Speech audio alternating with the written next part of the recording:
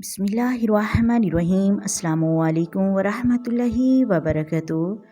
الف لام میم کو 3 مرتبہ پڑھنے کا عمل اور فضیلت بتاتے ہیں۔ چلیں اپنی ویڈیو کا آغاز کرتے ہیں، لیکن اس سے پہلے آپ کو یہ بتانا ضروری ہے کہ ویڈیو کو اینڈ تک لازمی سنیے گا۔ ویڈیو نہایت ہی دلچسپ ہے، اور اگر یہ ویڈیو اچھی لگے تو لائک کریں، شیئر کریں اور پلیز چینل کو بھی سبسکرائب کر دیجیے تاکہ دین کا کام جاری رہے اور آپ کو اور ہمیں بھی فائدہ ہوتا رہے۔ محترم ناظرین، الف لام میم یہ حروف مقطعات میں سے ہیں جن کے بارے میں تمام علماء کرام کا اتفاق ہے، اور یہ قول ہے کہ یہ حروف اللہ اور اس کی رسول کے درمیان راز ہے، ان کو کوئی نہیں جان سکتا۔ جب حضرت جبریل امین علیہ السلام اس کو لے کر نبی کریم صلی اللہ علیہ وآلہ وسلم کے پاس اترے تو حضور نبی کریم صلی اللہ علیہ وآلہ وسلم پر وحی کا سماع تھا۔ حضرت جبریل نے کہا کہ الف، حضور نے فرمایا کہ میں نے جان لیا۔ پھر انہوں نے کہا کہ لام، تو حضور نے فرمایا کہ میں نے جان لیا۔ جب فرمایا کہ میم، تو حضور نے فرمایا کہ میں نے جان لیا۔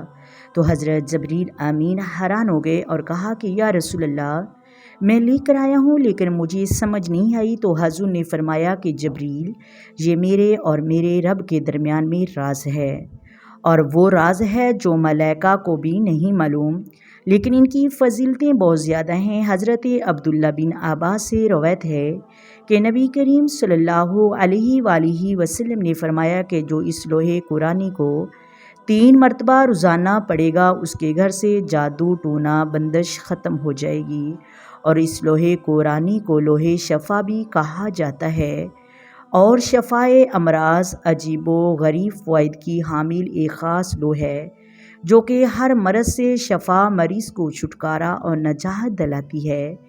مریض بڑا ہو یا چھوٹا، نیا ہو یا پرانا، اس خاص لوح کے پڑھنے سے الحمدللہ شفا ملتی ہے۔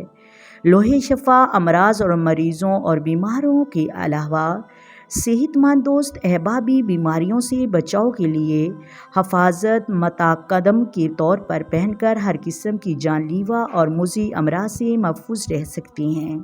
نت نئی بیماریوں کے اس ماحول اور دور میں لوح شفا امراض کا ہر ایک سے بڑے چھوٹا، مرد عورت، بچہ بچی کے پاس ہونا نہایت ہی ضروری ہے۔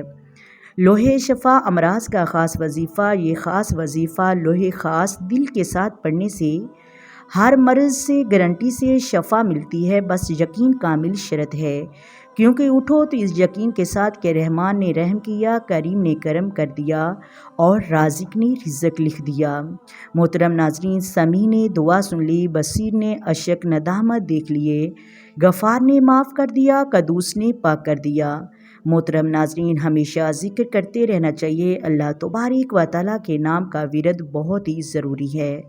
حضرت مولا علی رضی اللہ تعالیٰ عنہ سے سوال کیا گیا کہ مومن کیسا ہونا چاہیے؟